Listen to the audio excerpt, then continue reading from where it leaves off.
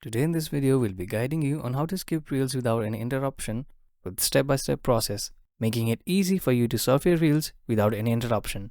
First, try to update your app. For that, let's go to App Store. Now, if you see any updates available, simply update it. This might fix the issue. Second step is go to Settings. Now go to General and tap on iPhone Storage. After this, search for Instagram. Tap on it. After you tap on it, you'll be on this screen where you'll see Offload App and Delete App. Simply tap Offload App and reinstall the app.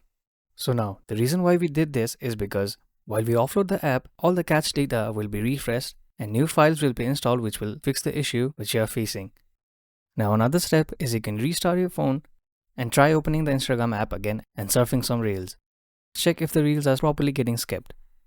As you can see, we can skip the reel easily without any problem. And that's it. Hope this step fixed your problem. Thank you for watching. If you find this video helpful, please don't forget to give it a thumbs up and subscribe to our channel for more.